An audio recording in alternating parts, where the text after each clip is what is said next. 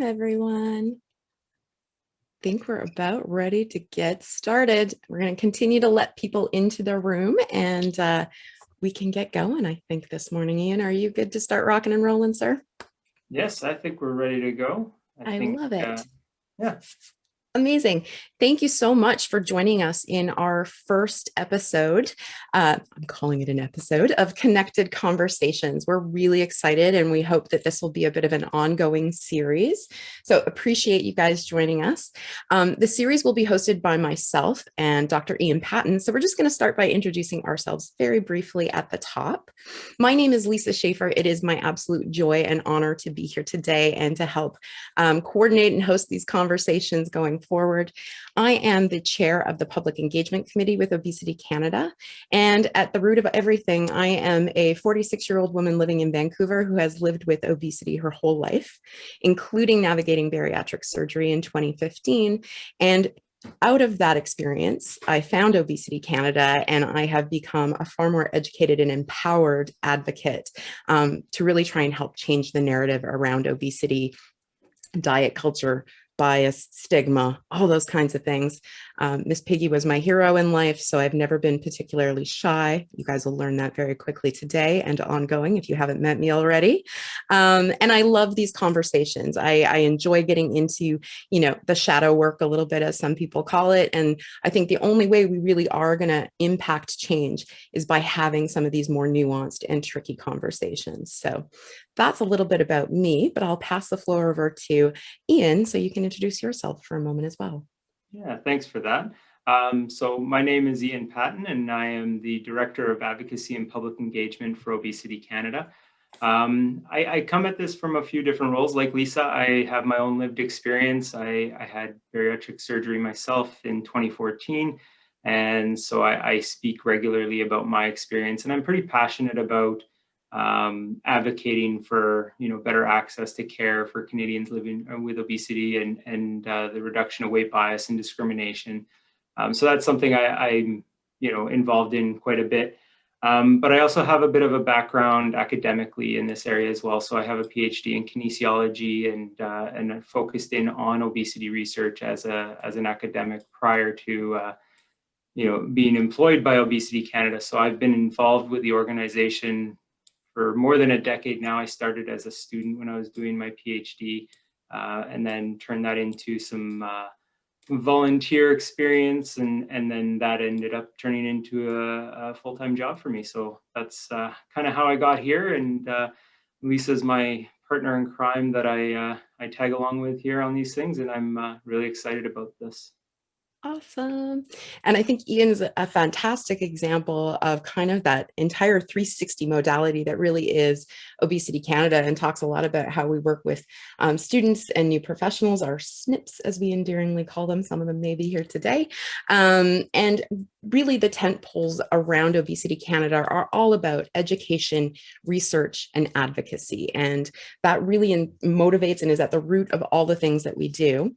And through the public engagement side of things, we were able to create an online community. And again, some people here may already be aware of this, but I want to make sure that everyone is aware.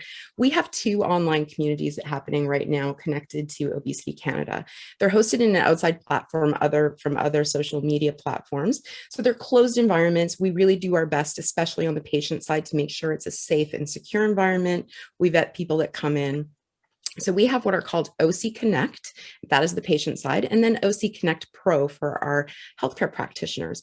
And what we saw were these great conversations happening in two silos, and we thought the amazing opportunity at hand is to really bring these together and have a connected conversation. So that's just a little bit of context for everyone here to understand how we got here today. And really our hope and our intent with these connected conversations is to bring those two audiences closer together, because we really know that dissemination of the clinical practice guidelines is really going to help us make change across Canada. And that means we need to have patients understand what their right to care is and what care looks like for all things, whether it's about obesity or otherwise. And then to have our healthcare practitioners really understand those clinical practice guidelines and to understand obesity as the chronic disease it is. So we're very excited. We just got through our Canadian Obesity Summit, had some amazing conversations over there, and I'm super thrilled that this is kicking off. And you may have seen through some of the promotional material that what we're going to call this season of Connected Conversations, we really want to focus on three really big elements that we see repeatedly coming up in conversation. And that's diet culture and its impact on understanding obesity, fighting for care, obesity treatments in Canada. And that's where we're really going to talk about kind of the advocacy work that we're doing. And then innovating obesity care in Canada. And that's where we're going to be able to touch on that research stuff. So we really hope that there's going to be something for everyone, that we're going to be able to really empower great conversations. And I think we're ready to get tucked into this first episode, as we're going to call it. So we're super excited that you were able to join us here today. Oh, I'm going to do one more thing for housekeeping. Sorry, Ian, did you want to say something as well? I was going to get to the housekeeping, so if you want to keep going. Thank you. Fabulous. So you'll notice that you can see a bunch of faces on the screen together with you, and I see familiar faces. So hello, and thank you guys again for joining. This one's going to be a little bit different. We're not hosting it as a webinar. You guys are actually here, and we want this to be conversational. So what we would ask is, as we're going through, we've got some little touch points that we're going to go through in our conversation. If you have questions, please use the chat function. We've got a couple moderators here that are going to follow along, and that way we'll be able to surface your question up and have a bigger conversation. We will also be able to invite you, if you want to, come off mute and join us in the conversations as well. So wanted to put that out there at any point. All right, did I miss anything, Ian? No, I think you got it. Amazing. All right. So it is my absolute honor to welcome Dr. Michael Vallis for today's conversation about diet culture and its impact on understanding obesity. So hello and welcome, Dr. Vallis. Thank you very much. It's a pleasure for me to be here. Amazing. For people that don't know Dr. Vallis is an associate professor out at Dalhousie University in Nova Scotia. He's a registered health psychologist based in Halifax. He is a health behavior change consultant and associate professor in family medicine. His main area of expertise is adult health psychology, with an emphasis on obesity, diabetes, cardiovascular risk, and gastroenterology. I wanted to use a big word this morning, so I went with that one today, Dr. Vallis. But at the root of it, I have to say, as someone who's had the experience of being in sessions with you and hearing you speak, you are a healthcare practitioner that gets it. And I want to say thank you for that. And thank you for your contributions to those clinical practice guidelines as well. So I'm sure in your world, you have encountered this nomenclature of diet culture a few times in life. And I wanted to just kind of set the stage a little bit and just put some definitions out there to help us all be in the same boat as we have this conversation. So let's first of all define the word obesity. Ian, you probably have this one on the tip of your tongue. So for today's conversation, as we're talking about obesity, can you remind us of how we define obesity? Sure. Absolutely. So, sorry. Either one of you can go. No, go ahead. I'll let Ian go ahead. Sorry, I thought that was for me. No, that's all good.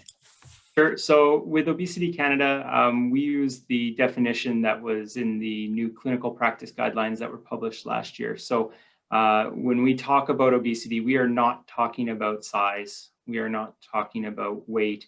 We are talking about chronic disease where excess or abnormal adipose tissue impairs health. And that impairs health, kind of a little bit on the end there, is an important part of it. And it kind of differentiates between people who might be living in a larger body, but are otherwise healthy. They wouldn't have obesity, and vice versa. You could have individuals that have excess or abnormal adiposity that impairs health and are technically under the BMI categories in the normal weight range, and they would technically have obesity as well. So there's some distinction there between what we normally or historically have thought about as obesity. Fabulous. Thank you. So I just wanted to set the stage there with what we mean when we're saying obesity. And then for diet culture, I want to just kind of unpack that one for a second as well. So when we're talking about diet culture, we're talking about diet culture isn't being on a specific diet necessarily, but it's that culture of dieting with the intention of weight loss. And it's about the belief system that really values thinness and a social construct that the ideal beauty is not about health and it's more about that kind of physical representation. That's how I look at diet culture. Dr. Vallis, would you agree with that? Or do you have anything you want to add when it comes to diet culture? Yeah, I do. I think it's actually really, really important because in fact, it's kind of like the most, common real question is, what should I be eating? So just to sort of reflect on this, apparently in December of 2019, Google reported that for the first time ever, searches on Google for intermittent fasting exceeded searches on Google for ketogenic diet. So this is what I see as diet culture, is that we live in this kind of world. What should I be eating? Tell me what to eat. And then we see these sort of fluctuating sort of what's cool today, what's going to happen next. And so it's incredibly misleading, because then what I see is that I see people with a high degree of motivation who really want to engage in committed action, who are very attentive to the guidelines, and it ends up all failing. But in fact, what I like to reflect on is people always think they fail diets. I think the diet culture fails people. I cannot say yes loudly enough to that one. And, I always try and frame my thoughts in my personal experience. And I know for myself, I spent many years living under this belief that I was a failure as a person and deeply flawed as a person because I was doing all those things and I still wasn't achieving what I thought I should be achieving with that, which was weight loss and my body changing. And that's a really tricky one. And Ian and I have had many conversations about this and how this is really a systemic and really big cultural problem.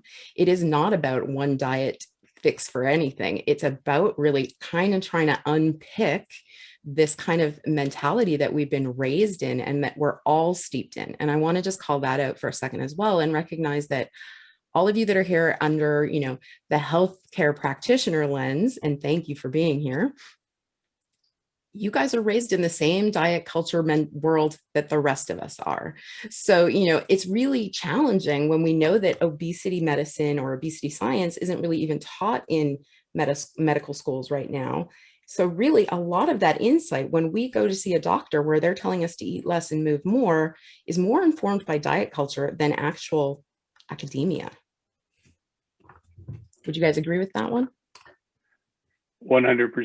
As a matter of fact, I think one of the really important observations, and for me, one of the things that I find exciting about today is a conversation, not as a presentation. So as a quote unquote, obesity expert, I'm often doing presentations. And what's so important about the conversation is that this reframing, we sort of talk about reframing the narrative away from eat less, move more, using willpower, to really embracing the idea of empowering individuals to find a pathway of success for themselves. It's a fundamental shift. We try to represent that fundamental shift in the guidelines.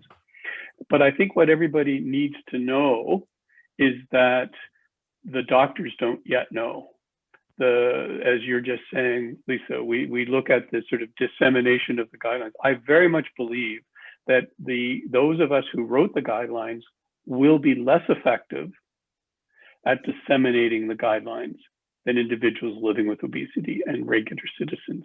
Because when I get up and say, you guys should be doing this, they all say, yeah, of course, yes. And by the way, you know what? I think I'm already doing it now. But thanks for the talk. And then they go back and they drift away to what they've always been doing for the last 35 years of their career. But I got to clarify, when you're saying you guys in that moment, you're talking about when you're talking to other healthcare practitioners? Exactly. That's right. When I'm doing my sort of education, my focus, by the way, is really what I call knowledge translation. So what do we know about the psychological, behavioral, relational aspects of weight and health, and then try to translate that. And so what I know is that when you talk to the docs, it's great. They get it in an attitude, but how much does it change behavior? But if you want to know a key to changing a clinician's behavior, it's when the patient, the individual, looks at the clinician and says, why isn't it that you're not treating me in this way? This will bring a healthcare professional, excuse my language, to their knees. In other words, they actually, because you see, what do we know about healthcare providers? They care. Yes. That's what healthcare is all about. It's about caring. So we all start in a really good place, but then we get confused by what we call the expert role. That somehow, because I care, I need to be the expert dietitian, the expert psychologist, the expert physician, the expert. And then this is where it gets problematic, because if I'm the expert, I should be able to tell you what to do. And in fact, we don't know. And so, and it no more shows itself than in, I would like to replace the term diet culture with the following question. What is your relationship with food? Because I, by the way, believe, and this is a scientific belief, that eating is a unique behavior. Eating needs to be seen as a completely different behavior than any other kind of health behavior.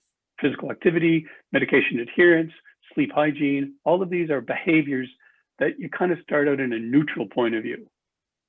Nobody's neutral with food. We define cultures by food. If I like you, I'll feed you. Think about the first date. Think about how much you plan for a special event. Food is culture. Diet needs to be really eliminated, and we need to appreciate our relationship with food. And then what we can do is we can then start to understand what I like to say, when biology meets behavior. Given what we know about how humans operate, how do we then help individuals find a pathway that will be successful? And as a psychologist, my belief is that we all have a pathway to success, but that pathway has to be defined by us with the support of our healthcare professional or any other information we go to. And this is why I love the relationship concept. And I'll just explain it very clearly to you. And I'll just sort of ask the audience, nobody has to respond to this, but have you ever been in a relationship where you loved somebody and they did not love you back? And if you have ever been in a relationship in which you've loved somebody and they've not loved you back, you know those relationships are not healthy. They don't work and they don't last. I'd like you to think about food in exactly the same way. You should eat the food you love, but only if it loves you back. That is, after you've eaten it, you've had a sense that, you know what, I'm glad I ate that. That was okay. And maybe it's a quote unquote unhealthy food, but in moderation, if it fits part of a general pathway in which this works for you, then that's completely acceptable. But if you have this pattern where you're eating things and then you hate yourself afterwards, or you try to eat stuff that you actually can't, like the ketogenic diet, I see people all the time who say, I can do it Monday to Friday, but I can't do it from Friday to Sunday. And then you say, well, let's understand what gets in the way. And what I've determined for most people, when you do a behavioral analysis of the weekend for ketogenic diet, is that the reason they can't stay on a ketogenic diet is something called life. A little thing, just a little thing. Just a little thing, like wanting to relax with your friends after a hard week on a Friday night, like having children and want to taking them out to activities, having family events. And when you see that, it's again, that example I said about how I look at that and I say, well, that diet, you're not failing that diet. That diet's failing you. It doesn't fit your life.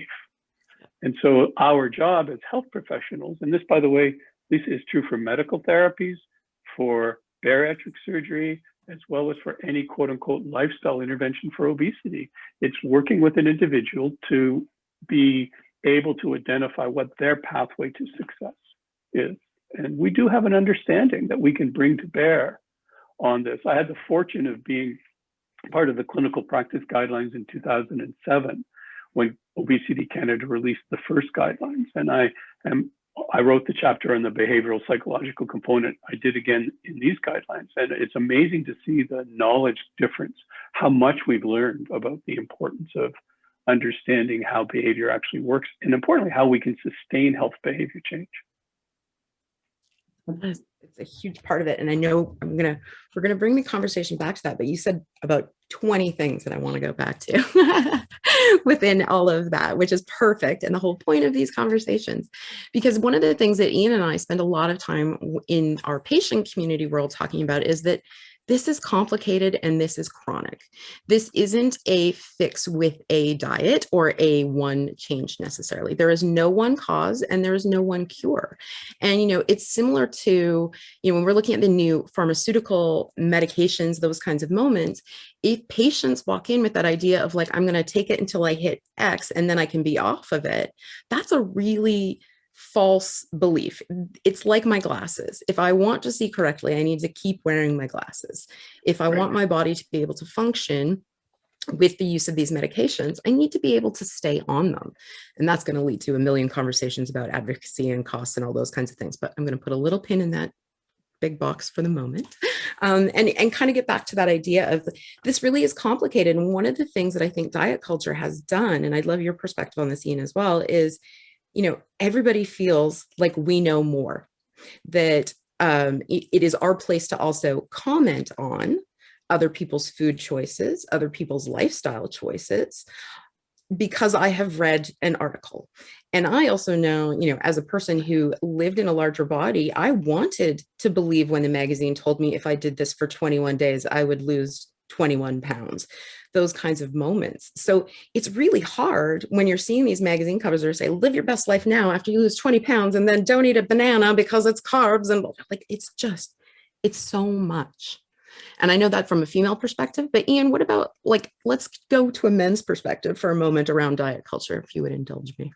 Yeah, the messaging and stuff that we grow up with is, it's constant. It starts really young. I would say that it's probably a little bit more harmful and different for females when they're young than, at least from what I experienced when I was young. I had a conflicting kind of relationship with my body and diet as I was growing up, because I was being pulled in two directions. I was being told that, there was something wrong with me and my body and I needed to change it. I needed to diet and I needed to try and get smaller. But at the same time, I was also playing all these sports where I was supposed to be big, and I was actually being encouraged to be bigger. So, in one way I was getting cheered and being told that, I'm great because I'm so big and I was able to do the things that I was doing. But then I'd go and my family or someone else would be telling me that I should be losing weight and being smaller, and there's something wrong with me. So, those conflicting messages they're pervasive, and they can be very, very harmful and damaging, and it's confusing. And I think there's a lot of confusing information out there when it comes to diets and stuff. And I think, what Dr. Vallis said about, that relationship with food and how, comparing it to that love of, being in love with someone and it not loving you back, them not loving you back is really important, because it's going to be different for every person, right? And there's lots of people out there right now that are advocating for one specific type of diet. Like, this is the answer for everything. We're going to cure everything. If everyone just went keto, it would be simple. Well, we know that that's not the case. But those people who are advocating for that, when they get presented with that evidence, they simply just say, oh, well, the people who failed just didn't try hard enough. And there's so much wrong with that. And it gets so confusing, and it causes so much more harm, I think, beyond that. I would just want to pick up on your comment there. I think the harm that it causes is immeasurable. And, this is where I think we've really started to become a little bit clear, which is weight is not a behavior. So just to level set, it's very common for people who are interested in changing their weight to sort of think about how much weight could I lose if I did A, B, or C? And just know the following, that we never know. So there is zero chance of telling somebody how much weight they're going to lose, regardless of what it is that they do. Bariatric surgery, medication, behavioral change. Whenever anybody starts any kind of an approach, you have no idea how much weight. Weight is not a behavior. And so what we need to do is get away from those as goals to really, do you know that 70% of what determines your body shape and weight is genetic? It's in your genes. 70% is genetic. And then how much is cultural and how much is learned habits? So how much control do you really have over your body weight? Almost none. And this is where I think it becomes a huge shift. What I see is through what Ian and Lisa have just described is a pathway for hopelessness. Yes. It's a pathway for, I try and I fail, I try and I fail, I try and I fail. Why should I keep trying? And so it's again, do you see how much effort do people put into following these cultural narratives? Lisa, you should look like this. You know, bigger Ian, no, smaller Ian.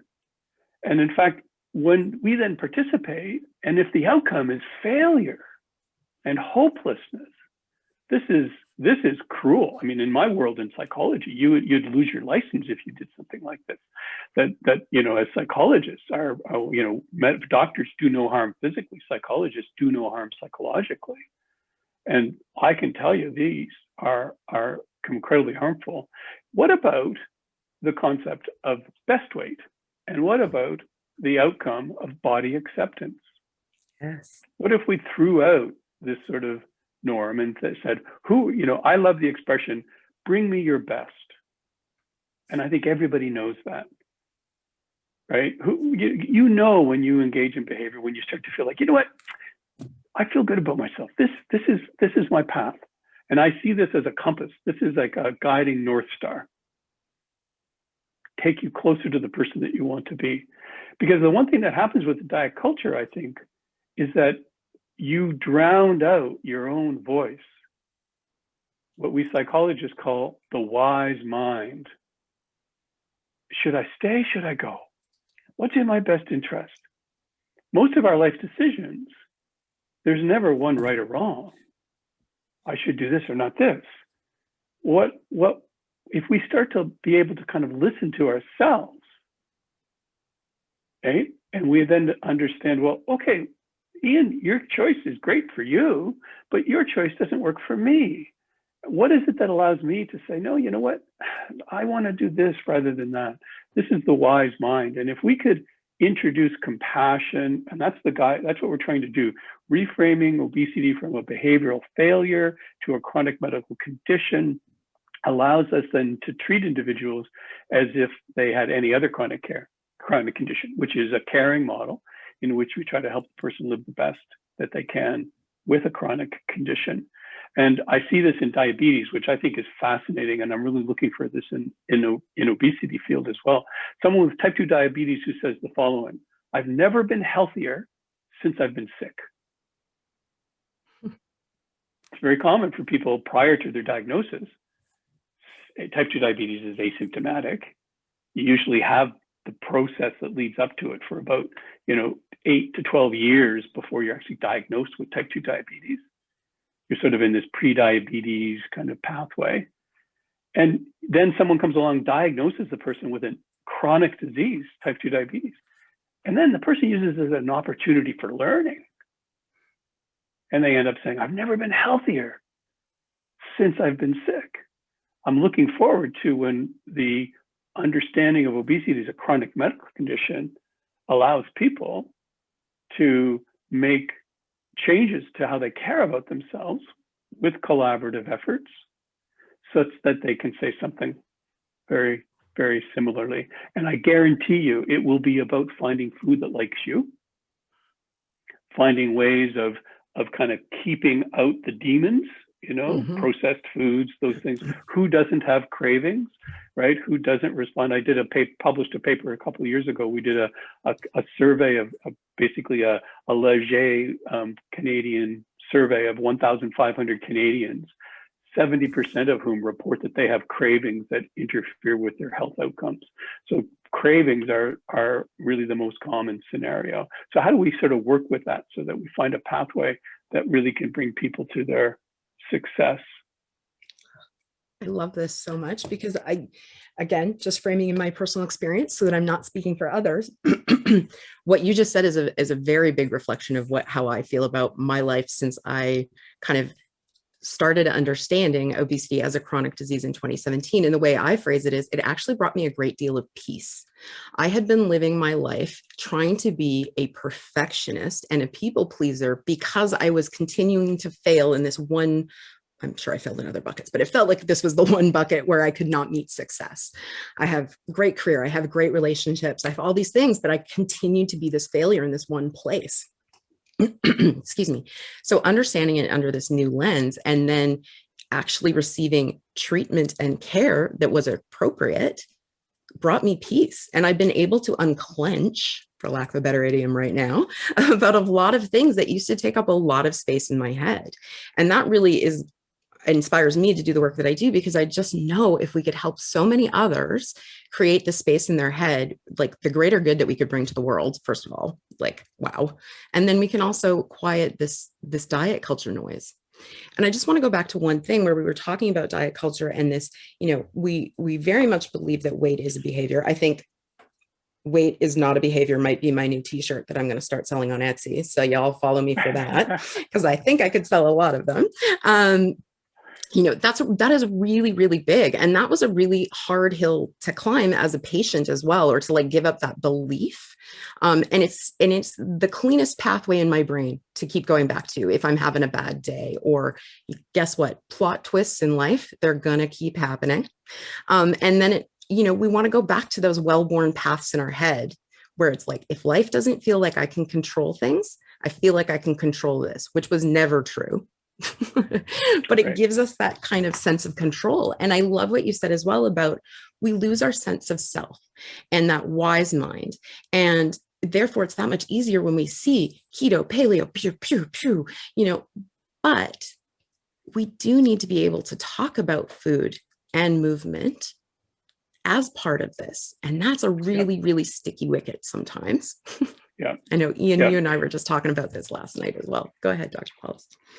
So I think this is great. So we've made a number of comments about, how we're all vulnerable to just the simple solution. Well, this is just how humans are designed. It's basically called our escape response. You get trapped in a situation, you just want to get out of it. I mean, that's just instinctual.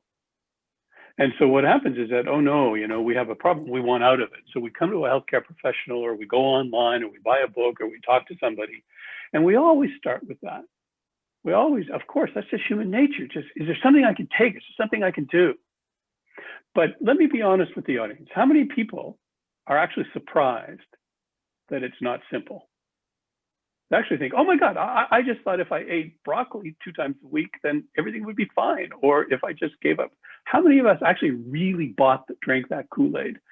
And almost all of us know it's complex. We just wanted it to be simple. But when somebody greets you and say, well, let's get started. And how do I support you in getting to the next step?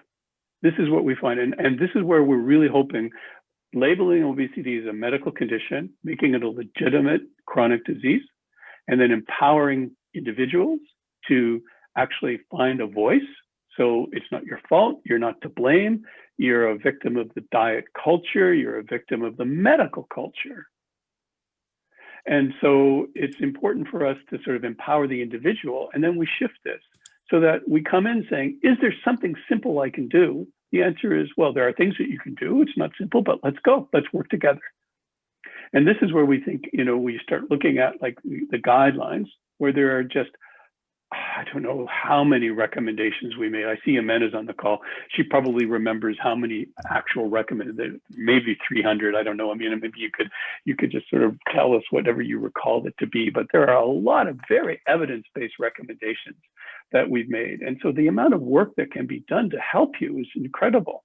What we need is a collaboration. And I think the diet culture is completely misleading for individuals. I think it's disrespectful, by the way. I mean, you fail, if you think about it, you fail before you even start. Yeah. Because what the diet culture promotes is, I want to be somebody else. And actually, let me show you a picture of who I want to be, right? I want to be this, I want to be that, I want to grab a magazine, or here's how you should look. And it could be an actual face like Kim Kardashian, or it could be just some sort of just general kind of shape. But what we know about that goal is not you. And how many of you have heard the expression, you can't fool Mother Nature? Like, didn't we all grow up with that? So what that tells us is that we have to accept ourselves for who we are. I love that. And then if we approach it. Yeah. And I just want to recognize Wendy Goulden, I believe you asked the question, or that's where I was trying to track to, was one of your questions. So if you want to come off mute, you're more than welcome to and chime in here, because I do think that's really important for the healthcare practitioners on the call today, or any of those people that get someone like Lisa circa 2014 walking in your office. Just tell me what to do. Just tell me how to lose the weight. And I recognize that we have a patient community that really shows up and asks that question primarily. Hi, Wendy. Hi there. So do you want me to, Lisa, launch into this kind of crazy question? If you want to add in a little bit, I'd love for that. Yeah, you sort of captured it. So, I mean, I have the good fortune of having an excellent family doctor who sort of recognized some of my early health concerns. And she actually acknowledged that she didn't really know how to deal with this, but fortunately had access to a specialist. So I feel really supported, which is really great. And I could not agree with all of the conversation more. But the part that's really interesting, and this is the kind of the elephant in the room, in my opinion. So weight is not a behavior. Focusing on weight loss, I understand, is actually quite not helpful, because there's so many things that get in the way. As Dr. Vallis points out, around genetics alone, for example, and then we get this whole, starve yourself. And I mean, we all have had these experiences. So I guess my question, when we talk about your best weight and we talk about, let's remove exercise from the equation, and yet we do know that food and exercise are part of the equation. So that's the part I kind of am always puzzled over. And I mean, I certainly have so much to learn, and I have been learning so much, but that's the part I just love some discussion around that at some point. And I don't want to derail things, but that's sort of the thing that keeps kind of niggling at me.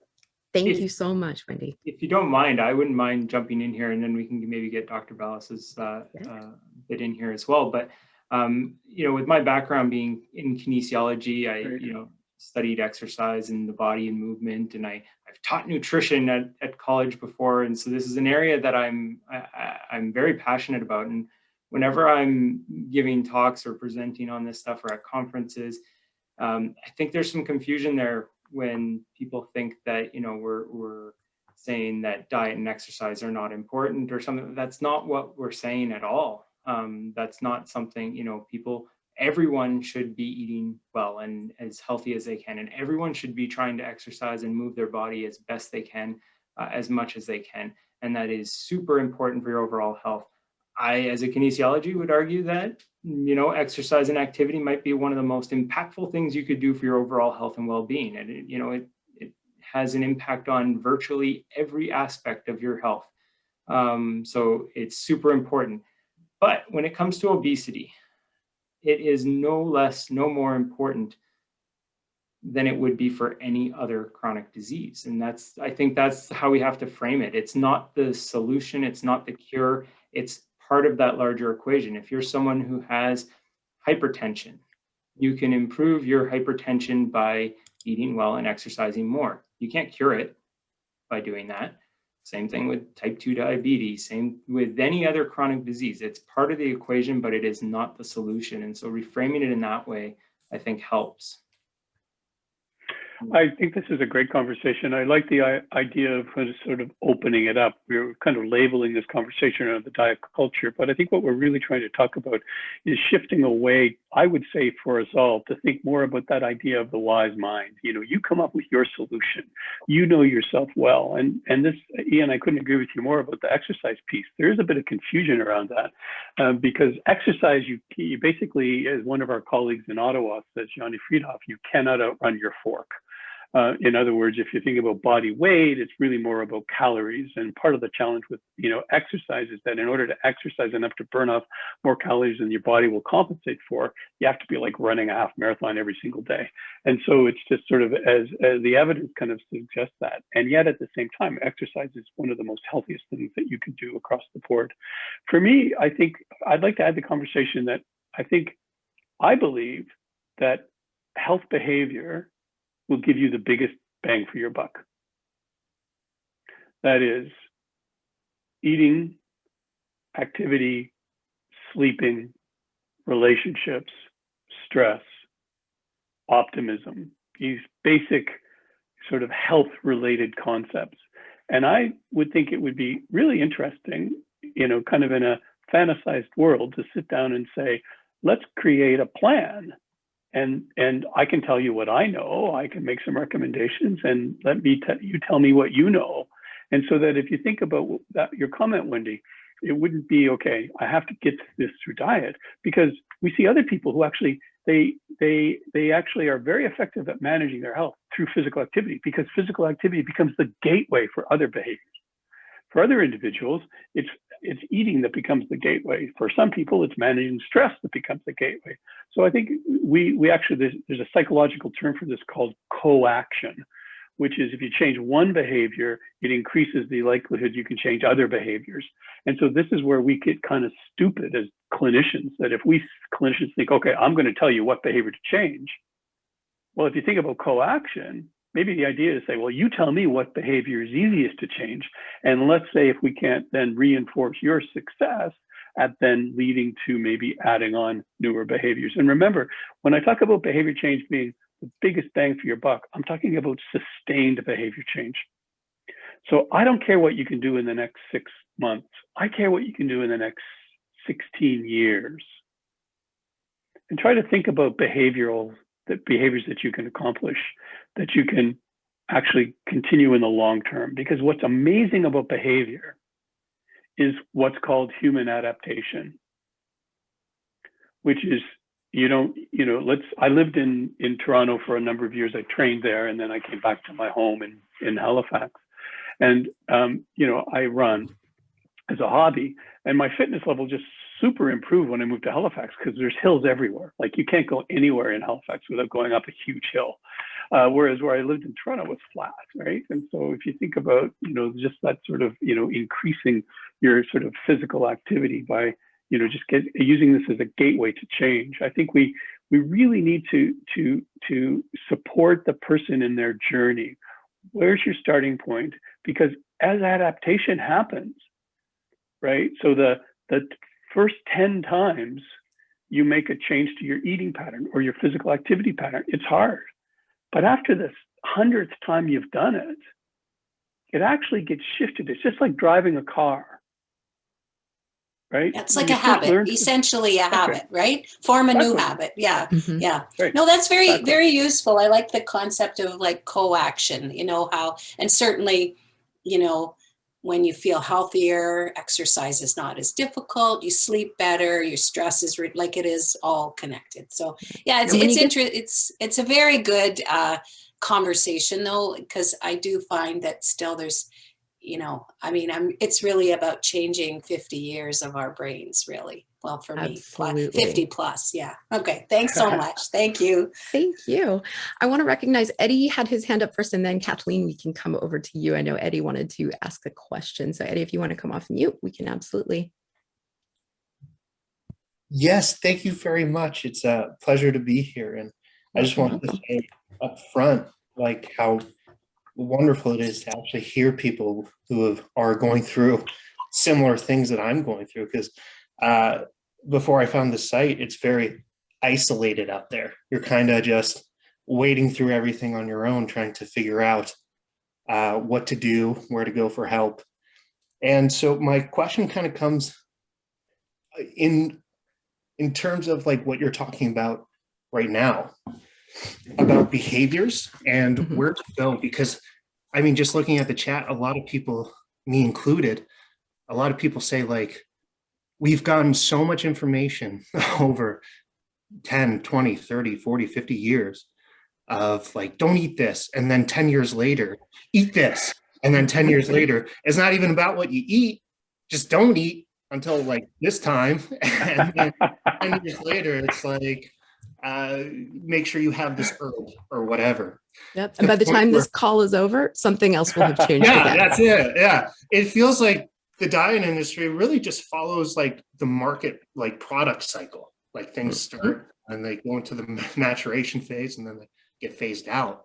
And so my question to Ian and Lisa and Dr. Vallis is really, when you get somebody and you start talking to them, where do you even start to like break apart and get this person to start trusting themselves and also starting to like love themselves a little bit? Because there's not a lot of love out there for people in this particular situation.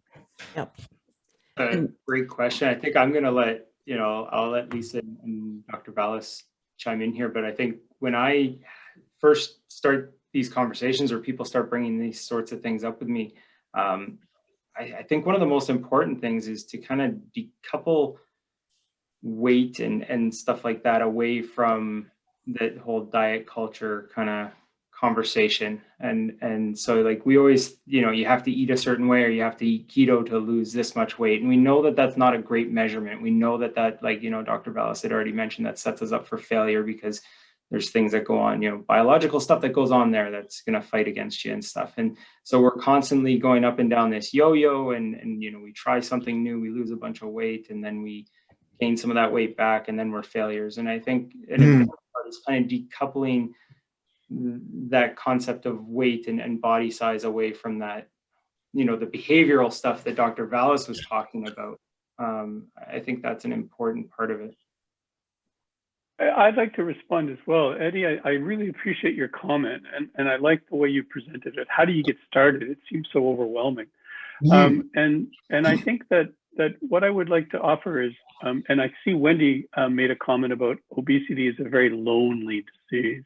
And I'd like to bring her comment, I think, into my response to you, is that this is the whole idea that if you can actually receive compassionate, collaborative, supportive care, then it becomes a shared journey. Now, by the way, it's interesting. I sometimes make the following comment. I'm a psychologist, a behaviorist. I'm not a physician. I'm not a nurse. I'm not a dietitian. So I come at this from the sort of psychology science side of it. And what I like to say is that diabetes introduced the medical community to chronic disease. So really, prior to diabetes, we just diagnosed people, told them what to do, and then blamed them when they didn't do it. And then along come diabetes, where we realize that it's a pure biomedical disease, but yet the outcome rests in the hands of the individual. So this is where the self-management piece comes in. So now we've accepted that with diabetes. I say that diabetes introduced medical medicine to the chronic care, but obesity is going to hold their feet to the fire. Because we now have to go from acknowledging that this is a chronic disease, we have to, you have a role to play. We have to go beyond acknowledging that to now partnering with you. And actually, which means we have to listen to you, which means we have to respect you, and which means we have to allow you to guide us. So I might be an expert in certain aspects of obesity management, just as Ian is, but you're an expert in you, and then how we come together. And so my response to you is, how do you get started with something that's complex disease?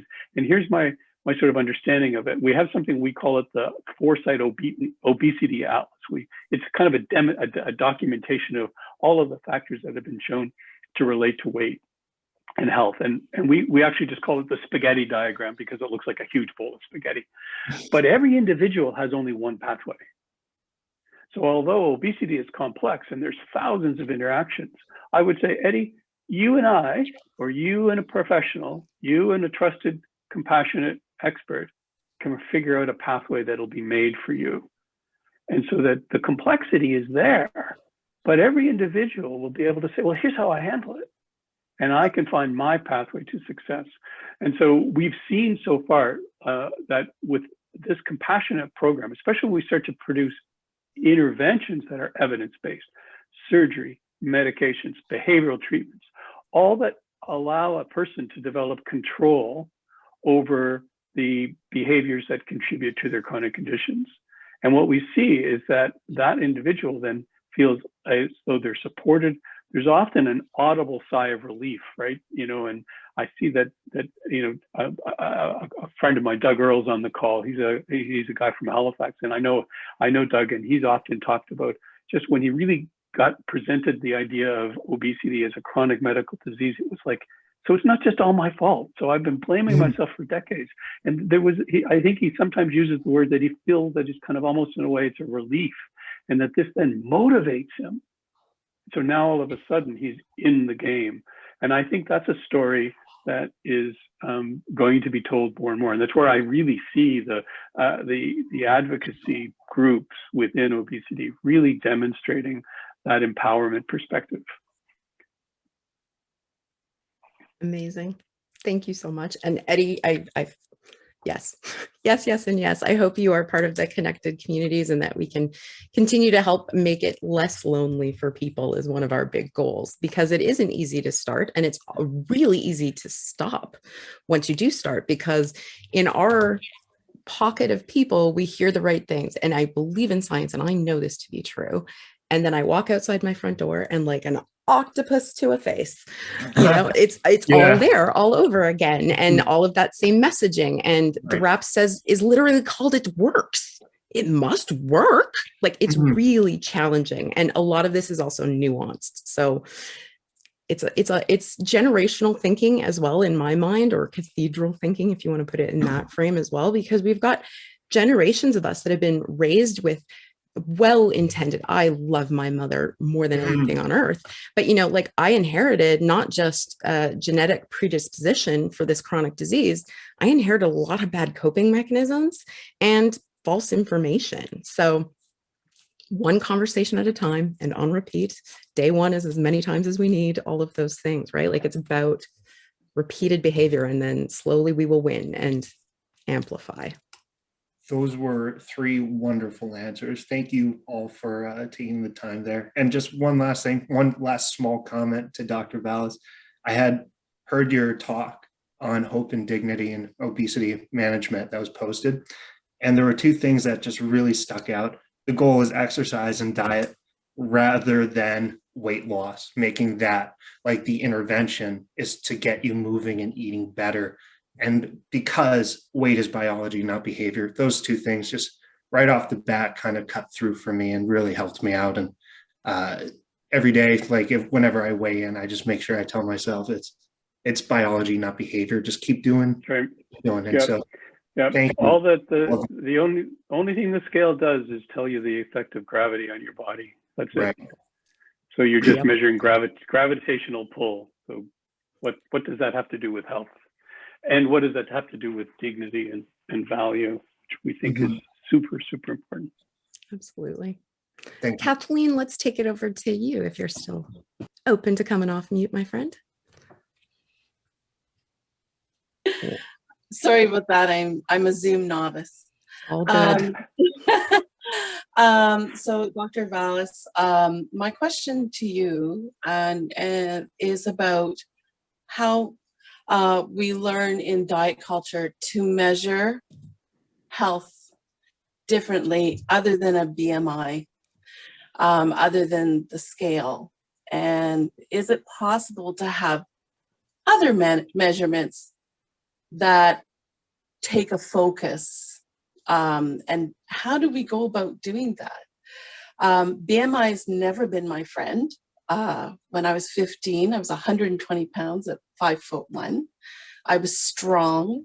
I was healthy. I was active. I got a lot of negative messages because when I was 15, Twiggy was an epitome of beauty. My grandfather, speaking of generational things, used to say, no boy wants to cuddle a stick. And I'm sorry, that's very Heteronormative. heteronormative. But it was my grandfather at his time. And my grandfather also said that he married my grandmother to fatten her up because she was so good. And my grandmother, who battled weight all her life and was always heavy, lived to 94. Mm-hmm. That's genetics, right? Yep. She never developed diabetes. She never developed even hypertension until much, much later, like in her 90s. So, you know, and I come from a family where we are heavier people. We gain the weight and everything like that, or lose the weight. And I have thin members in my family too. Well, thin. It's sort of like an insanity almost of non-self-acceptance. And the BMI is still making my world a really hateful place to live in. And it's actually preventing me from getting medical intervention to improve the quality of my life. And I feel like I'm on this world-renowned, like, sort of world competition to prove that I am worthy of surgery based on BMI. Right. And I'm really hoping, and my question to you is, how do we switch this diet culture, realizing that doctors are part of our culture as well? And how do we switch our focus on measurements of health? What is that? I think these are great comments. Yeah, thank you so much, Kathleen. I really appreciate, you know, your perspective, and you're absolutely right. There's a couple of things there that I think really need to be unpacked. And the first is this issue of bias in the medical treatment. That is the assumption by the medical community that every symptom you present is related to your weight, and that the solution to all your medical problems is weight loss. You go away and do it. And then this is something that we're starting to recognize as really, really critically important. It's part of what I think we in the professional side are really interested in doing, which is sort of acknowledging individuals and then sort of, you know, looking at the investigation. So this is something that actually is really big. For instance, at the Obesity Summit that we just had, you know, we kind of kicked it off. The very first set of presentations was on bias and discrimination and how to really try to right some of those wrongs. So that's an important aspect, I think, for us to recognize. Many of us across the country are involved in the medical school training, where we're starting to really provide a context so that the medical students try to get this right at the beginning before they get overly socialized in sort of the doctor expert role. So we're hoping there. But I'd like to end really with your question, which is, what is it that you can replace the numbers on the scale with? And I think that actually for all of us, the question would really be, okay, so I'll make the following assumption. You could go into your kitchen and make a decision as to what's more or less healthy to eat. You could reflect on your physical activity today, which would be everything from how much time you sit to how many steps you take to any organized form of activity. You could look at your sleep tonight. You could look at your management of stress, and you could look at your connection to other people. And I would suggest that maybe any of us could actually, you know, take on the following challenge, which is your next choice can always be healthier. So it doesn't matter what you chose before, your next choice can always be healthier. And if you can start to think about, okay, what are my options in this moment?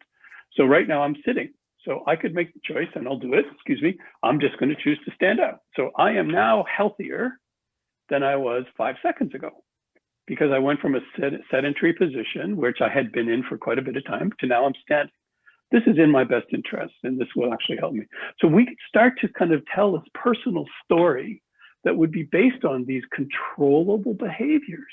And I think that I have a tremendous respect for individuals' own ability, if they could cut out the noise, which is why I was so happy to accept I'm not a dietitian, and yet I accepted to come on the show to talk about diet culture.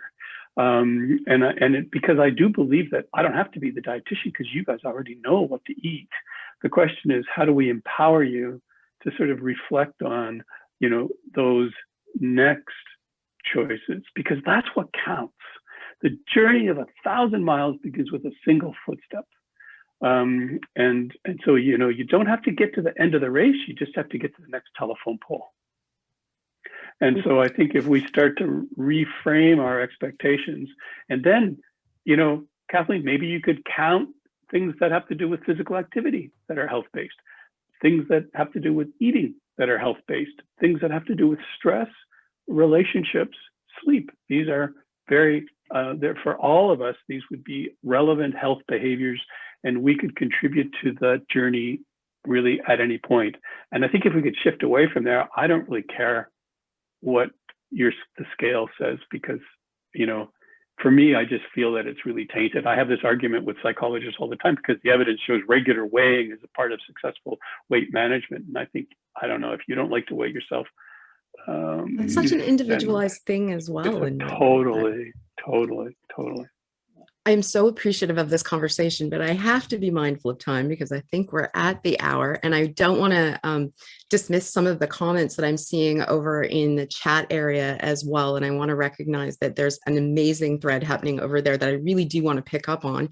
And it can either become the next connected conversation episode, we might pick it up there, but I do want to recognize that those conversations are happening, and that it is really tricky to separate obesity and wanting to manage obesity, and then understanding what is really bias and fat phobia, and why do we think we need to have smaller bodies. So I really want to just put that on the table as saying, like, I see those comments and I want to absolutely have those conversations, because those are even trickier and stickier ones. And I know, again, from my lived experience, it's something that I constantly kind of go around and around in my head with as well. But I think this is just evidence that these conversations are important, and there's absolutely an appetite for them. And I look forward to hosting many more of them. But I want to just wrap up for today. Sadly, I know that we could probably all keep talking, but I want to thank you so much, Dr. Vallis, for your time and contributions here. I really appreciate you joining for the first one. And then I want to encourage everyone as well to keep these conversations going. If you're part of the healthcare practitioner world, please join OC Connect Pro. If you're in the patient community or are living or trying to support somebody living with obesity, find us in OC Connect. We've got great resources. We can continue conversations there. As well, in honor of this being a conversation, we wanted to make this very much a two-way street. So you can email Ian and I at connected@obesitynetwork.ca, and we'll put that out as well. Also want to recognize that we did just have our Canadian Obesity Summit. There are tons and tons of resources and videos to watch. If you're interested, those are available through August 13th. It is a paid service to be able to get those, but there's lots of great resources and conversations over there if you're interested in joining that. And then finally, our next episode of these connected conversations will take place on June 29th, again at 1 p.m. Eastern. And that episode is going to be about fighting for care, obesity treatment in Canada. We're going to be joined by Dr. Sharhad Sampath, who really challenges what he feels is the last acceptable form of discrimination and weight bias, in that he advocates really passionately for his patients that are waiting for bariatric surgery. So not everyone would be, up for bariatric surgery, and I want to recognize that as well. But it's going to be a really interesting conversation where we can talk about some of those advocacy efforts, and not just as it relates to surgery for obesity treatment, but things like what I was hearing Kathleen say, and I know I am personally experiencing, where I am advocating for myself for care based on a BMI number that is, I'm not going to use the word, not a good number to use. We'll say that. So I'm really excited about continuing these conversations. I appreciate everyone's time and attention. I appreciate that we're all trying to create space and give grace so that people can understand things in new ways and change their practices and change the way that they're living and navigating life. And I think, with enough kindness and conversation, we can really have a positive impact on the future in Canada. So that's my final sign off. Ian, if you have anything to add, or Dr. Vallis, feel free. Otherwise, I think this was amazing. Yeah, I think we're good. You covered it all there. So Thanks, everyone. Perfect. Thank you, everyone. Look forward to seeing you in the connected worlds and on our next session. Thank you. Take good Bye. care.